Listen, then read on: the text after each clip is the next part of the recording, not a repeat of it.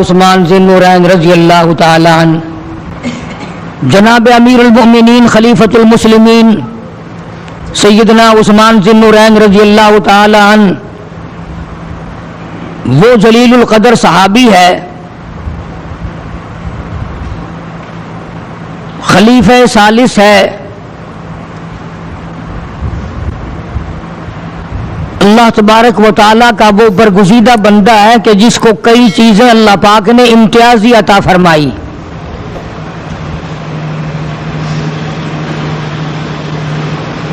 مدنی کریم صلی اللہ علیہ وسلم سے قریبی رشتہ داری ہے، اس طرح کا رشتہ ہے حضرت عثمان رضی اللہ تعالی عنہ کا۔ جناب نبی کریم صلی اللہ علیہ وسلم کے والد حضرت عبداللہ جب پیدا ہوئے تو جوڑا پیدا ہوا۔ حضور کے والد جو پیدا ہوئے حضرت عبداللہ تو ساتھ ایک لڑکی پیدا ہوئی، جوڑا پیدا ہوا۔ عبد المطلب کے گھر میں ایک وقت میں ایک ساتھ میں ایک جوڑا پیدا ہوا، ایک لڑکا اور ایک لڑکی۔ خداوند کریم نے حضرت عبداللہ کو تو امام الانبیاء صلی اللہ علیہ وسلم کا والد اور باپ بنا دیا، خدا کی رحمت سے لڑکی بھی کیوں محروم رہتی جو حضور کے والد کے ساتھ پیدا ہوئی، حضرت بیضہ رضی اللہ تعالی عنہ، یہ حضرت عثمان رضی اللہ تعالی عنہ کی نانی ہے۔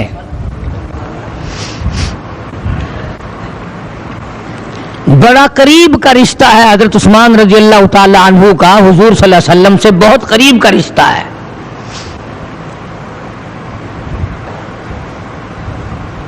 آج تو جن کا دور سے بھی واسطہ نہیں ہے، 3 حصے لوگ سید بنے پھرتے ہیں، حضور کے رشتہ دار بنتے ہیں۔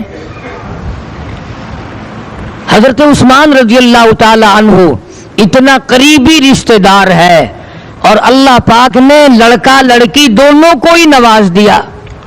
فرمایا عبداللہ تیرے بیٹے کو حامل قرآن بناؤں گا، بیضہ تیرے نواسے کو جامع القرآن بناؤں گا۔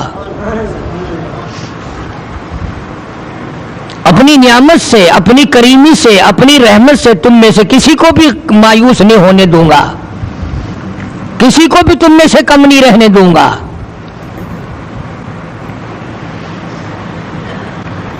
اس سے بڑھ کر کیا رشتہ ہوگا؟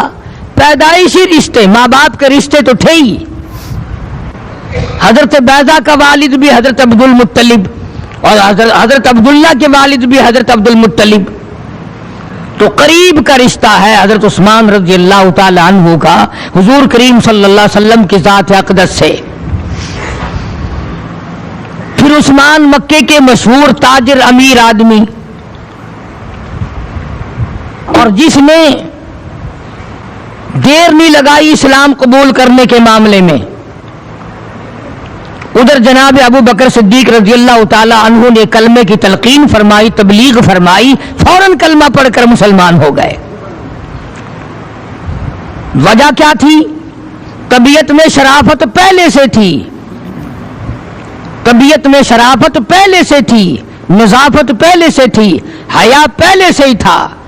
چنانچہ حضرت عثمان رضی اللہ تعالیٰ عنہ فرماتے ہیں کہ میں اچھا بھلا جوان تھا جب ایمان لایا، اور میں نے کلمہ پڑھا حضور کریم صلی اللہ علیہ وسلم کی ذات اقدس پہ، مگر قسم کھا کے فرماتے ہیں کہ نہ ایمان لانے سے پہلے اور نہ ایمان لانے کے بعد میں قسم کھاتا ہوں میری زبان سے ساری عمر میں کبھی جھوٹ نہیں نکلا۔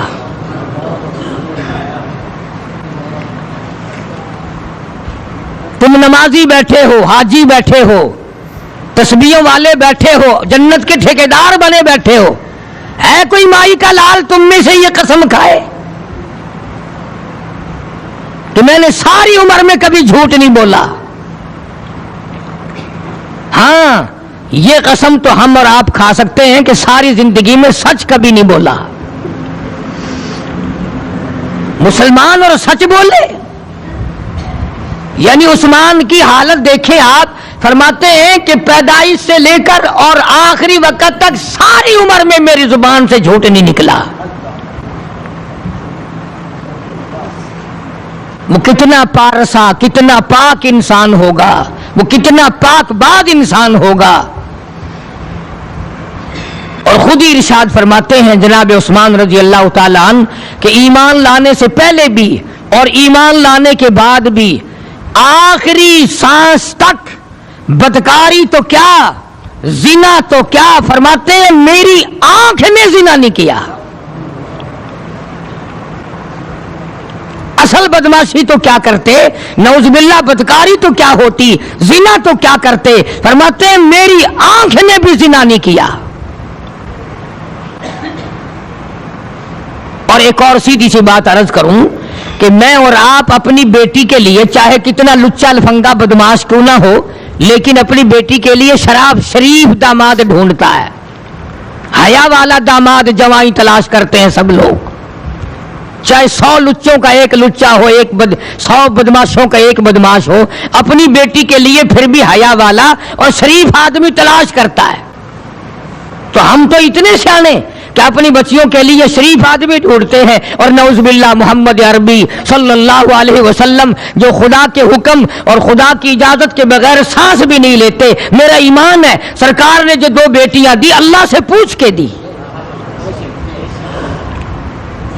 تم اپنی بیٹی کا رشتہ دو گے مامے سے پوچھ کر، تم اپنی بیٹی کا رشتہ دو گے ساس سے پوچھ کر، تم اپنی بیٹی کا رشتہ دو گے ساورے سے پوچھ کر، سالے سے پوچھ کر، رشتہ داروں سے پوچھ کر، بھائی سے مشورہ کر کے، بیوی سے مشورہ کر کے، اور کالی کملی والے نے عثمان کو بیٹیاں دی خدا سے پوچھ کر۔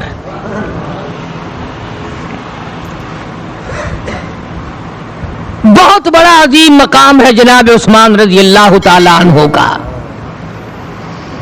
جب ایمان لائے تو باپ نے رسیوں میں باندھ دیا اور بڑا مارا۔ اللہ غنی اس کو صاف صاف جواب دے دیا، فرمایا کلمہ خون کے قطرے قطرے میں بس چکا ہے، اب تیرے بس کی بات نہیں، اب یہ کلمہ مجھ سے ہٹانا، میرے دل سے نکالنا، یہ تیرے بس کی بات نہیں۔ مارنے کے اگر تیرا پروگرام ہے تو مارتا تھک جائے گا، میں مار کھاتا نہ تھکوں گا۔ اتنا شریف انسان، اتنا پاک باد انسان، اتنا شرافت والا انسان خود قسم کھا کے فرماتے ہیں ساری زندگی میں، ساری عمر میں، ساری حیاتی میں، تمام کی تمام زندگی میں، اسلام لانے سے پہلے بھی بعد میں بھی، فرمایا چھپے ہوئے بند غسل خانے میں بھی کبھی بغیر کپڑے کے میں نے غسل نہیں کیا۔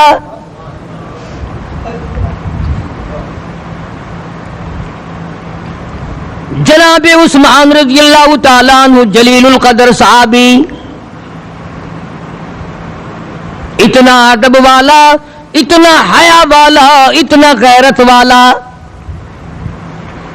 جناب نبی کریم صلی اللہ تعالی علیہ وسلم تشریف فرمائے، آپ نے اپنے قدم مبارک دراز فرمائے ہوئے ہیں، آپ نے پیر مبارک پھیلا رکھے ہیں، آرام فرما رہے ہیں۔ جناب ابو بکر صدیق رضی اللہ تعالیٰ عنہ تشریف لائے، اسی طرح سے لیٹے رہے۔ جناب فاروق اعظم تشریف لائے، اسی طرح سے آپ آرام فرماتے رہے۔ جب حضرت عثمان تشریف لائے اٹھ کے بیٹھ گئے، اپنے قدموں پہ پیروں پہ بلکہ کپڑا ڈال لیا۔ پوچھنے والے نے پوچھا کالی کملی والے ابو بکر صدیق تشریف لائے، آپ آرام فرماتے رہے، جناب فاروق اعظم تشریف لائے، آپ آرام فرماتے رہے، اور حضرت عثمان آئے اٹھ کے بیٹھ گئے، اپنے قدموں پہ پیروں پہ کپڑا ڈال لیا، فرمانے لگے او لوگو تم کیا جانو، تمہیں کیا معلوم ہے عثمان وہ ہے جس سے آسمان کے فرشتے بھی حیا کرتے ہیں۔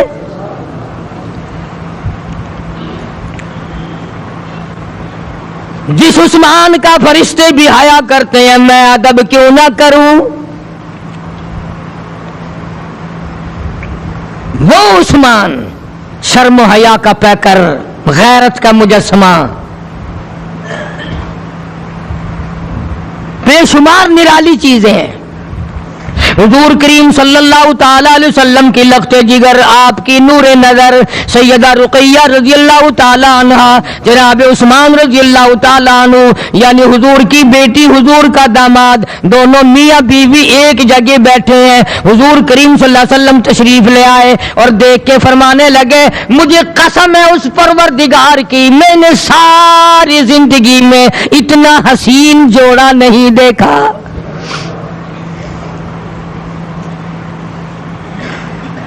حسین جس کو حسین کہے، ہمارا عقیدہ اور ایمان ہے کہ 100 میں سے ایک حصہ پوری دنیا کو حسن ملا اور 100 میں سے 99 حصے حضرت محمد کریم صلی اللہ علیہ وسلم کو اللہ پاک نے عطا فرمائے، جو اتنا حسین ہو، جو اتنا خوبصورت ہو، اور وہ دوسرے کو حسین کہے تو وہ کتنا حسین ہوگا۔ یہ فرمایا میں نے اتنا حسین جوڑا نہیں دیکھا۔ کتنا خوبصورت جوان ہوگا حضرت عثمان رضی اللہ تعالی عنہ۔ اور پھر ہجرت فرمانے کے لیے جب حبشے کی طرف تشریف لے گئے، بڑی تکلیف اٹھائی ہے مکہ مکرمہ میں۔ جناب مدنی کریم صلی اللہ تعالی علیہ وسلم کا پتہ چلا کہ آج آقا آمنہ کے در یتیم کالی کملی والے کا 5 دن کا فاقہ ہے۔ حضرت عثمان اٹھے، جو گھر میں کھانا پکا ہوا تھا وہ بھی اٹھا لیا، کچا ریشن بھی اٹھا لیا، اور حضور کریم صلی اللہ علیہ وسلم کے دربار میں آ کر کے پیش کر دیا۔ اور جو بات کہی ہے وہ ہم کبھی بھی نہ کہہ سکیں گے۔ جو بات عثمان نے اس وقت کہی ہے رضی اللہ تعالی عنہ، نہ ہم کر سکتے ہیں، نہ ہم کہہ سکتے ہیں، نہ ہم نبھا سکتے ہیں، نہ ہمارا وہ منہ ہے، ہم کیسے کہیں۔ جناب عثمان رضی اللہ تعالیٰ عنہ نے عرض کر دیا کالی کملی والے آپ نے 5 دن کا فاقہ کیوں کاٹا، آپ نے فاقہ کیوں کیا، اتنی تکلیف کیوں اٹھائی؟ واللہ قسم ہے اس ذات کی جس کے قبضے میں میری جان ہے، یہ مال میرا نہیں، یہ سارے کا سارا تیرا ہے۔ یہ تو مال ہی آپ کا ہے، میری جان بھی آپ کی ہے، میرا مال بھی آپ کا ہے، آپ اس میں جو چاہیں تصرف فرمائیں۔ آپ نے فاقہ کیوں کاٹا؟ یہ مال میرا ہے ہی نہیں، یہ تو سارا ہی آپ کا ہے، اور میں غلام جو تیرا ہوں، میں غلام جو آپ کا ہوں، پھر میرا تو کچھ بھی نہیں۔ سیدہ رقیہ رضی اللہ تعالیٰ عنہ کے ساتھ ساتھ مدنی کریم صلی اللہ علیہ وسلم تشریف لے جا رہے ہیں، مکہ مکرمہ سے کئی میل باہر تشریف لے گئے، ہجرت فرما کے جا رہے ہیں میاں بیوی حبشے کی طرف۔ حضور کریم صلی اللہ علیہ وسلم نے فرمایا لوط علیہ السلام کے بعد عثمان پہلا آدمی ہے جو بیوی کو لے کر کے دین ایمان کے لیے ہجرت کر رہا ہے۔ حضرت لوط علیہ السلام کے بعد پہلا آدمی ہے، پہلا جوان ہے عثمان، جو گھر والوں سمیت ہجرت کر رہا ہے، اللہ اور اس کے رسول پر ایمان رکھتے ہوئے، اپنا دین بچانے کے لیے، اپنا ایمان بچانے کے لیے، اپنے اللہ کو راضی کرنے کے لیے، اپنے مولا کو خوش کرنے کے لیے وطن سے بے وطن ہو رہا ہے۔ حضرت عثمان کو ذو الہجرتین کہتے ہیں، 2 ہجرتیں کی ہیں، ایک حبشے کی ہجرت فرمائی اور پھر مدینے پاک کی ہجرت فرمائی۔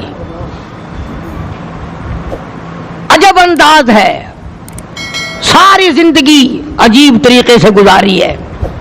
کسی نے مدنی کریم صلی اللہ تعالی علیہ وسلم سے قرآن کی 1 آیت سیکھی، کسی نے 2 آیتیں سیکھی، کسی نے لا الہ الا اللہ محمد الرسول اللہ سیکھا، کسی نے کلمہ سیکھا، کسی نے سبحانک اللہ سیکھا، کسی نے 1 مسئلہ یاد کیا، کسی نے 2 مسئلے یاد کیے۔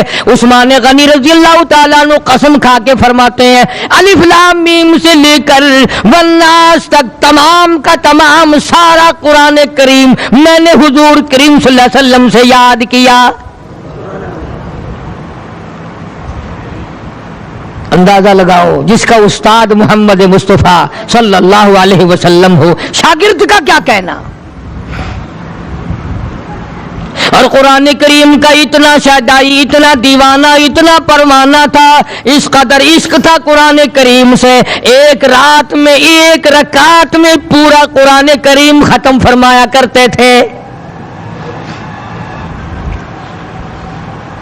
ایک رات میں ایک رکعت میں پورا قرآن کریم، پورا کلام پاک اللہ پاک کا ختم کر لیا کرتے تھے ایک رکعت میں۔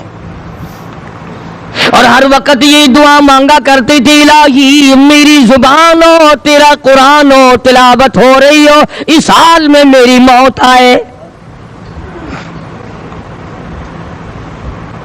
کبھی ہم نے بھی دعا مانگی اور سینکڑوں دعائیں مانگیں گے، سہولت کی، آسانی کی، فراوانی کی، رزق میں برکت کی، کاروبار میں برکت کی، قرضہ اتارنے کی، اولاد کی ہدایت کی، بڑی دعائیں مانگیں گے۔ لیکن یہ دعا کون مانگے کہ مولا جب میں تیری طرف آؤں تو تیرا نام ہو، میری زبان ہو۔ اس لیے حدیث پاک میں آتا ہے، ارشاد ہے حضور کریم صلی اللہ علیہ وسلم کا، فرمایا جس حال میں کوئی مرے گا قیامت کے دن اسی حالت میں اٹھے گا۔ جو گالی دیتا ہوا مرے گا وہ گالیاں دیتا ہوا اٹھے گا، جو کنجریوں کے گیت گاتے ہوئے مرے گا وہ اپنی قبر سے گیت گاتا ہوا اٹھے گا۔ آج یہ کہانی اور قصے معلوم ہوتے ہیں، تمہیں ایک وقت آئے گا جب حقیقت آنکھوں سے دیکھو گے۔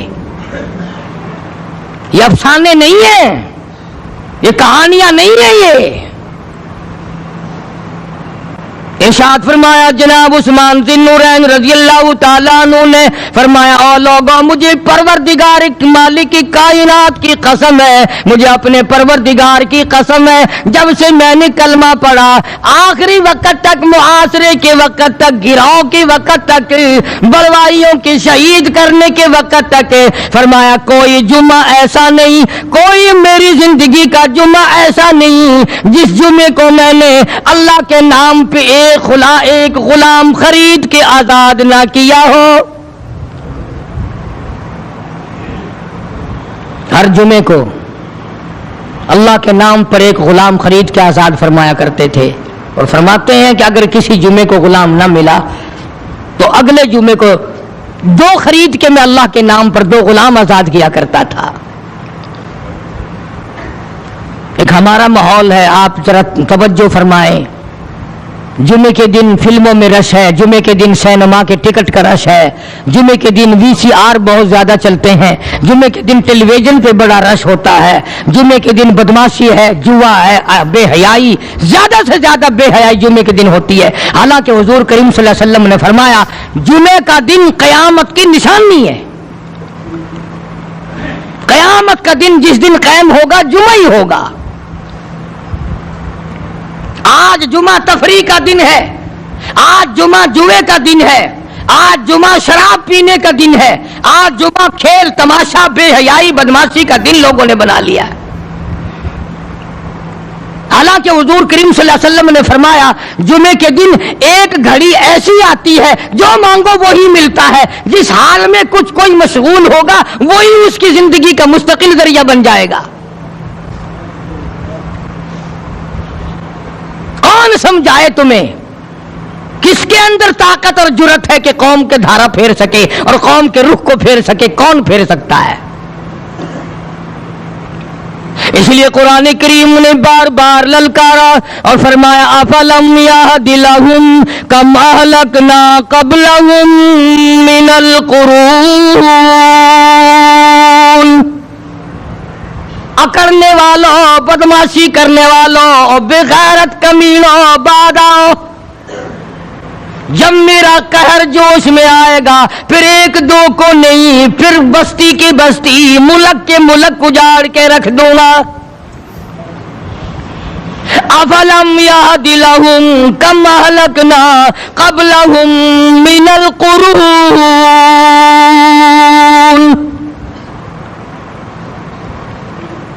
میں نے نے قرن کے قرن اجاڑ دیے، میں نے روئے زمین کے مالک اجاڑ دیے، میں نے ملکوں کے بادشاہ اجاڑ دیے، میں نے وزیر اعظم اجاڑ دیے، میں نے گورنروں سے بھیک کے ٹکڑے منگوا دیے، میں وہ خدا ہوں وَتُعِزُّ مَن تَشَاءُ وَتُذِلُّ مَن تَشَاءُ بِيَدِكَ الْخَيْرُ إِنَّكَ عَلَى كُلِّ شَيْءٍ قَدِيرٌ۔ سارا نظام میرے ہاتھ میں ہے، تبارک الذی بیدہ الملک، برکتیں میرے پاس ہے، رحمتیں میرے پاس ہے، خیر میرے پاس ہے، بھلائی میرے پاس ہے، سلامتی کے خزانے میرے پاس ہے، امن کے خزانے میرے پاس ہے، وَهُوَ عَلَى بِيَدِهِ الْمُلْكُ، ملک میں راج میرا، وَهُوَ عَلَى كُلِّ شَيْءٍ قَدِيرٌ۔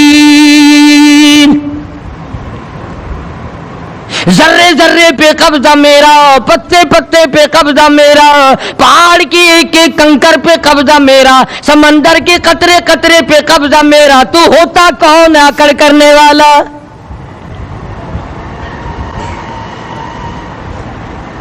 غور نہیں کرتے، سوچتے نہیں ہیں کہ کلام الہیہ ہمیں کیا بتانا چاہتا ہے۔ جناب عثمان رضی اللہ تعالیٰ عنہ فرماتے ہیں، اور لوگوں میں نے ساری زندگی گزار دی، اسلام کے بعد جس دن سے میں نے کلمہ پڑھا آخری دم تک کوئی جمعہ ایسا نہیں گزرا اللہ کے نام پر میں نے ایک غلام خرید کے آزاد نہ کیا ہو۔ پہلے لوگ بھی جمعے کے دن درود پاک کی کثرت کرتے تھے، خیرات کیا کرتے تھے کہ 8 دن کا کفارہ ہو جائے، اللہ تبارک و تعالی راضی ہو جائے۔ آج کے دن قیامت آئے گی، نہ جانے میرا کیا حال بنے گا، کن لوگوں میں میرا شمار ہوگا۔ بڑی نرالی شان ہے عثمان کی رضی اللہ تعالیٰ عنہ، اور ایک بات تو ایسی ہے عثمان کے پاس، اگر آپ توجہ کریں تو مزہ آئے گا اور ساری زندگی میں کام آئے گا۔ یہ چیزیں نہیں بتاتے آپ کو خطیب لوگ۔ ایک بات عثمان کے پلے ایسی ہے، سارے صحابہ سے نرالی، تمام صحابہ کرام سے نرالی، اور ممتاز ہے عثمان اس معاملے میں، منفرد ہے عثمان کی ذات اقدس رضی اللہ تعالیٰ عنہ۔ ایسا ادب کیا ہے حضور کریم صلی اللہ علیہ وسلم کا کہ اس زمین پہ آسمان کے نیچے ایسا ادب کرنے والا اور کوئی آیا ہی نہیں۔ جتنا ادب حضرت عثمان رضی اللہ تعالیٰ عنہ کی ذات نے حضور اکرم صلی اللہ علیہ وسلم کا فرمایا، اتنا ادب اور کوئی کر ہی نہیں سکتا۔ ذرا توجہ کرنا، نیند نہ کرنا۔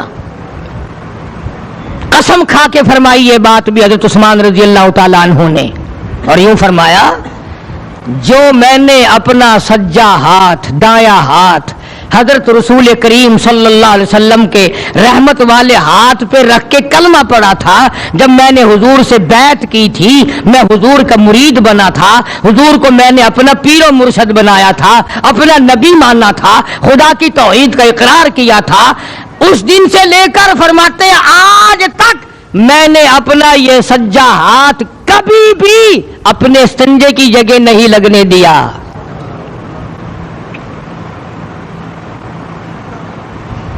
کون ایسا ادب کر کے دکھائے گا؟ کون اتنی عظمت کرے گا؟ کون اتنا اکرام کرے گا؟ کون اتنا احترام کرے گا؟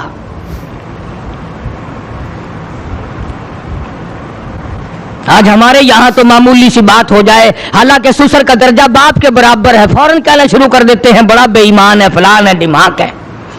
جبھی سکون سے بس رہے ہو نا، جبھی تو چین سے گزر رہی ہے۔ تم نے بڑوں کا ادب کرنا چھوڑ دیا، خدا نے اپنی کرم کی چادر اتار لی، مارے مارے پھر رہے سارے لوگ۔ باپ کا ادب نہیں، ماں سے حیا نہیں، ساس سسر سے غیرت نہیں کھاتے، لوگ مقابلہ کرتے ہیں، بکواس کرتے ہیں۔ صحابی غیرت والا جوان فرماتے ہیں میں نے تو نبی کا ادب تو کرنا تھا، قرآن کا ادب تو کرنا تھا، اللہ پاک جل شانہ کا ادب تو کرنا تھا، مدینے کا ادب بھی کرنا تھا، حضور کے روضہ اقدس کا ادب بھی کرنا تھا، میں نے تو اس ہاتھ کا بھی ادب کیا جو میں نے حضور کے ہاتھ پہ رکھا تھا۔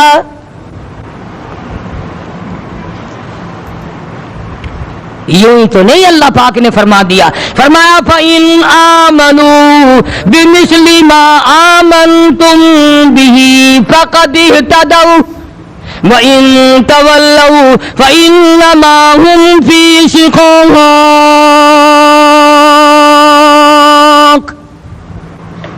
اللہ پاک نے فرما دیا لوگو اس طرح ایمان لاؤ جیسے عثمان لائے، اس طرح ایمان لاؤ جیسے فاروق اعظم لائے، اس طرح ایمان لاؤ جیسے صدیق اکبر لائے، فقد اہتدوا ہدایت پا جاؤ گے۔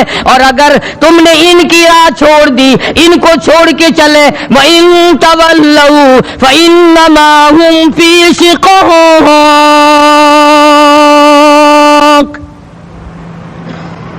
پھر تم بدبختی میں جا پڑو گے، پھر تم تباہی میں جا پڑو گے، پھر تم بربادی میں جا پڑو گے اگر تم نے میرے عثمان والا راستہ چھوڑ دیا۔ تو بڑی خوبیاں ہیں حضرت عثمان رضی اللہ تعالیٰ عنہ میں، بڑی صفتیں اللہ پاک جل شانہ نے رکھی ہیں حضرت عثمان رضی اللہ تعالیٰ عنہ میں، نرالی شان ہے۔ مدنی کریم صلی اللہ تعالیٰ علیہ وسلم کا دربار لگا ہوا ہے، مجلس ہے آقا مدنی صلی اللہ علیہ وسلم کی۔ وہ کتنے مقدروں والے جوان تھے جو اپنے محبوب صلی اللہ علیہ وسلم کی مجلس میں بیٹھتے تھے، وہ کتنے خوش بخت اور خوش نصیبے والے لوگ تھے جو اپنے آقا کے سامنے بیٹھتے تھے۔ حضور کریم صلی اللہ علیہ وسلم نے فرمایا مجھے تین چیزوں سے بڑی محبت ہے، تین چیزیں بڑی پیاری لگتی ہیں، تین چیزیں دنیا میں بڑی مرغوب ہیں مجھے۔ فرمایا ایک نماز میں نماز میری آنکھوں کی ٹھنڈک ہے۔ سرکار کی پسندیدہ بات سنو، فرمایا نماز میری آنکھوں کی ٹھنڈک ہے، جو نماز پڑھتا ہے وہ میری آنکھوں کو ٹھنڈا کرتا ہے، جو نماز نہیں پڑھتا کیا مطلب وہ مجھے رنج دیتا ہے۔ اور جامع ترمذی میں ایک حدیث موجود ہے، ارشاد ہے حضور کریم سب کہہ دو صلی اللہ علیہ وسلم کا، فرمایا کہ ہر پیر کے دن، ہر جمعرات کے دن ہر امتی کا نامہ اعمال میرے سامنے پیش کیا جاتا ہے، ہر امتی کا اعمال نامہ سرکار کے سامنے کر دیا جاتا ہے، تیرے فلاں امتی کا یہ عمل ہے۔ ذرا مسجد میں بیٹھے ہو، قبلے کی طرف منہ کیے بیٹھے ہو، لوگوں سوچو تو صحیح ہمارے اعمال نامے دیکھ کر آقا کو کتنا رنج ہوتا ہوگا، ہمارے کردار دیکھ کر، ہماری روح سیاہی کو دیکھ کر آقا کو کتنا رنج پہنچتا ہوگا صلی اللہ علیہ وسلم۔ ارے ہم نے حضور کی ذات اقدس کو رنج پہنچایا، پریشانی پہنچائی، تکلیف پہنچائی، پرواہ نہیں کرتے نمازوں کی، نوجوان بھی بوڑھے بھی حج کر کے بھی نماز پڑھتے لوگ، اور اب تو ویسے بھی دانا بینا لوگ ہیں۔ آج سے کوئی 25 سال پہلے، نام نہیں لیتا، ہمارے اسی علاقے میں ہی ایک آدمی حج کر کے آیا، بیچارہ فوت ہو گیا، نام اس لیے نہیں لیتا، بات سنا دوں۔ اس زمانے میں لوگوں کو بڑی رغبت ہوا کرتی تھی، کوئی حاجی ہوتا تھا، اب میں اس کو جب ملنے گیا تو دوپہر کو گیا تھا، تو مدینے کی، مکے کی، اللہ سب کو زیارت نصیب فرمائے، باتیں ہوتی رہی، میں اٹھ کر ظہر کی نماز پڑھ کے پھر آ بیٹھا، اور حاجی وہاں کا وہیں بیٹھا۔ میں نے سمجھا لوگوں کا رش آنے جانے والوں کا یہیں پڑھ لی ہوگی۔ پھر باتیں چل پڑی منا کی، عرفات کی، مزدلفہ کی۔ میں پھر عصر کی نماز پڑھنے چلا گیا، اور عصر کی نماز پڑھ کے آیا تو حاجی پھر وہیں بیٹھا۔ میں نے اس کے ایک رشتہ دار سے پوچھا، غالباً بھائی تھا، میں نے کہا حاجی صاحب نے نماز پڑھی؟ کہنے لگا نہیں، تھکے ہوئے ہیں نا، ذرا نہا دھو کے تسلی سے پڑھیں گے۔ اب میں نے کہا آیا ہوا تو پرسوں چوتھ کا ہے، کہ جی سفر بڑا تھا، کچھ آنے جانے والوں کا بڑا رش ہے۔ میں نے کہا اچھا، پھر آپ جانتے ہو ہم مولوی لوگ ہیں، چپ نہیں رہ سکتے۔ मैं तो बातों में उस हाजी को कह बैठा, मैंने कहा तू हज तो करी आया लेकिन चौथा दिन है नमाज नहीं पढ़ता, तुझे नमाज पढ़नी चाहिए। तो मुझे कहने लगा कि जी आप ही लोगों से सुना है कि बैतुल्लाह में 1 रकात पढ़ो तो 1 लाख का सवाब मिलता है, और मस्जिद नबवी में 1 रकात पढ़ो तो 50,000 का मिलता है। मैं 4 महीने वहां पढ़ के आया हूं, हिसाब लगा लो।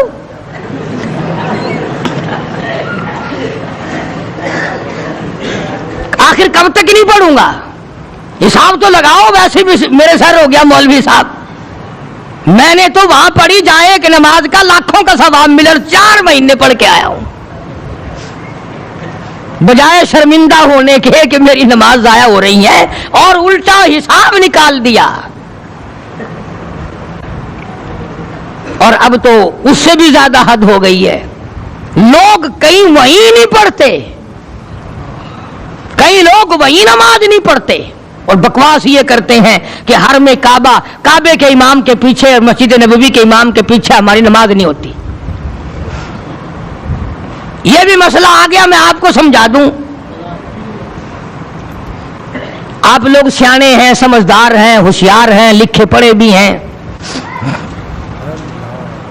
देवबंदियों की अकीदे वाली मस्जिद में बिदअत करने वाला इमाम नहीं रह सकता। एक बात समझाने के लिए कह रहा हूं, सही उल अकीदा देवबंदी जिन्हें कहते हैं, उनकी मस्जिद में बिदती किस्म का इमाम इमामत नहीं कर सकता, लोग रखते ही नहीं। और देवबंदी अकीदा रखने वाला उनकी मस्जिद में इमामत नहीं कर सकता, वो रखते ही नहीं।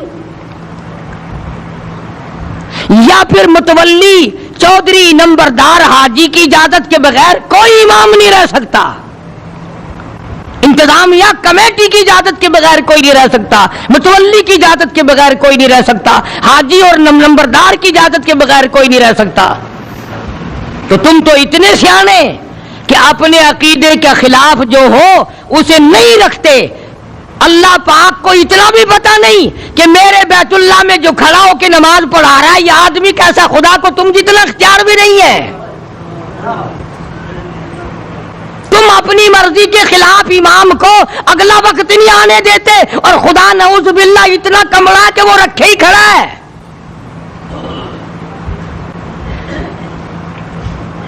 तुम अपनी पसंद का अगर इमाम रखते हो, खुदा अपनी पसंद का वहां इमाम रखता है। और अगला मसला सुनो, मस्जिद नबवी अल्लाह सबको ज़ियारत नसीब फरमाए। मेरा अकीदा और ईमान है, मैं कोई बनावट वाली बात नहीं करता, ना मुझे मसले में लालच है, ना मैं किसी से डरता हूं। मस्जिद नबवी जो है, हुजूर करीम सल्लल्लाहु अलैहि वसल्लम ने इरशाद फरमाया, मेरे मदीने में काना दज्जाल दाखिल नहीं हो सकेगा, मेरे मदीने में दज्जाल दाखिल नहीं हो सकेगा, ताऊन जैसी बीमारी दाखिल नहीं हो सकेगी। तो क्या हुजूर सल्लल्लाहु अलैहि वसल्लम की मंशा और इजाजत के बगैर वहां कोई इमाम रह सकता है? चलो अगर हुजूर अपने मज़ार मुबारक से उठकर मारने नहीं आएंगे तो अल्लाह पाक से हमारा अकीदा है, आज भी अल्लाह अपने महबूब को अपने खजाने से दे रहा है, आज भी वो ले रहे हैं, वो अपना करम दे रहा है, वो अल्लाह अपने मौला की बख्शिशों से अब भी झोलियां भर रहे हैं, अब भी अपनी अल्लाह की रहमत से माला माल हो रहे हैं। तो क्या अल्लाह पाक को कह करके वो हटा नहीं सकते? पता चला मस्जिद नबवी का जो इमाम है वो हुजूर का पसंद है, हुजूर का पसंद है तो खुदा का पसंद है, और बैतुल्लाह का जो इमाम है वो खुदा का पसंद है, वो खुदा का घर है, वो खुदावंद करीम का घर है, वहां उसकी इजाजत के बगैर कोई एक सेकंड नहीं रह सकता। और मसला समझो, बैतुल्लाह जो है खाने काबा, उसमें आदमी चाकू लेकर दाखिल नहीं हो सकता, हथियार लेकर के शरन जायज नहीं दाखिल होना, तो दूसरे अकीदे वाला वहां इमामत कैसे कर सकता है? अल्लाह की इजाजत के बगैर नहीं हो सकता। तो ये बिल्कुल धोखा है कि काबे के इमाम के पीछे और मस्जिद नबवी के इमाम के पीछे नमाज नहीं होती। अगर उनके पीछे नमाज नहीं होती तो फिर फरिश्तों के पीछे होगी, फिर किसी के पीछे भी नहीं होती। और खुदा के घर में जो खड़े हैं, जहां लाखों नमाजों का सवाब मिलता है, वहां नमाज नहीं होती।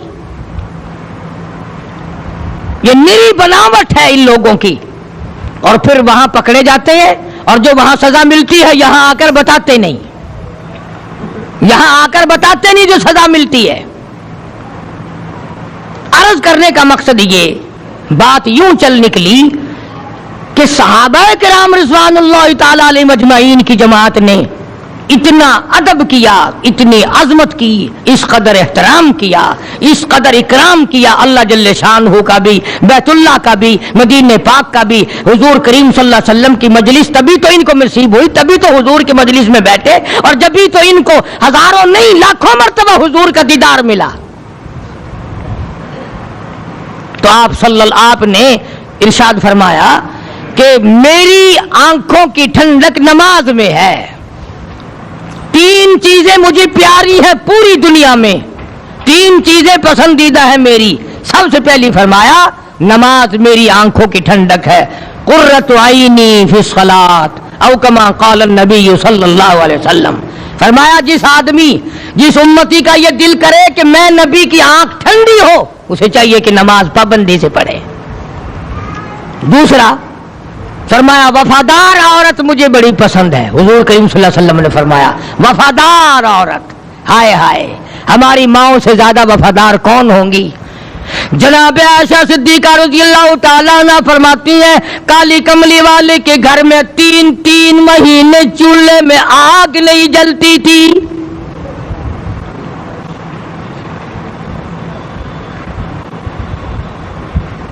دوسروں کے واسطے ہے سیم و زر و گوہر، اور اپنا یہ حال ہے کہ چولہا ہے بجھا ہوا۔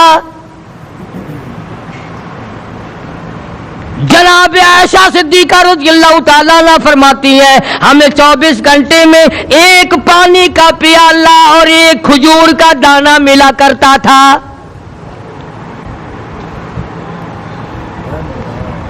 کبھی اپنی ماہوں کی خوراک تو دیکھو، خرچہ تو دیکھو، اور اگلی بات سنو تو حیران ہو جاؤ۔ جناب عائشہ صدیقہ رضی اللہ تعالیٰ عنہ فرماتی ہیں اس پیالے اور کھجور کی قدر بھی تب ہوئی جب وہ بھی نہ ملی۔ پیسوں کو برباد کرنے والوں، بے قدری کرنے والوں، ذرا سوچو تو صحیح کہ کیا گھر ہے محمد عربی سب کہہ دو صلی اللہ علیہ وسلم کا۔ اسی گھر سے خیر و برکت ملی صحابہ کرام کو، لیکن دنیا نہ تھی، بلڈنگ نہ تھی، کوٹھی نہ تھی، بنگلہ نہ تھا، چہل پہل نہ تھی۔ اچھا ایک بات اور آج یاد کر کے لے جاؤ، یہ تو مجبوری ہوئی نا، یہ تو ایک مجبوری ہوئی، پریشانی ہوئی، محتاجی ہوئی کہ پانی کا ایک پیالہ اور ایک کھجور کا دانہ ملتا تھا۔ اور اگلی بات سنو تو حیران ہو جاؤ، مجبوری اور چیز ہے، اختیار سے کرنا اور چیز ہے۔ جناب فاروق اعظم رضی اللہ تعالیٰ عنہ کی حکومت ہے، عائشہ صدیقہ رضی اللہ تعالیٰ عنہ کا سال کا خرچہ 12,000 روپیہ بوری میں بھر کر حضرت عمر نے حضرت عائشہ کے گھر پہنچا دیا، لو تمہارا یہ سال کا خرچہ آ گیا۔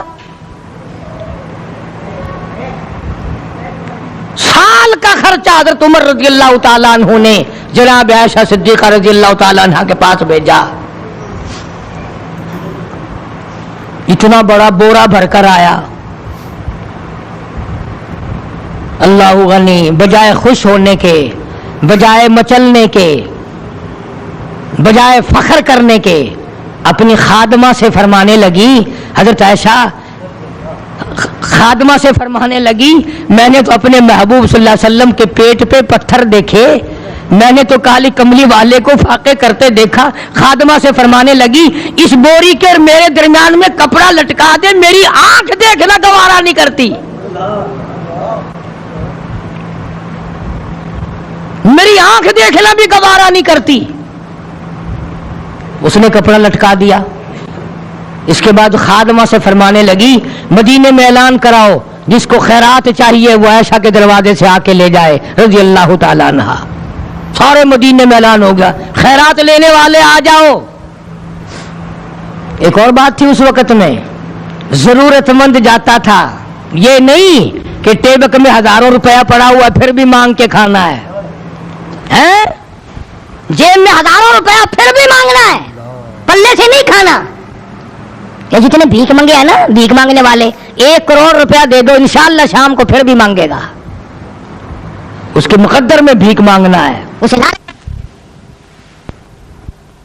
فرمانے لگی کچھ نہیں ہے. وہ خادمہ کہنے لگی کچھ نہیں ہے.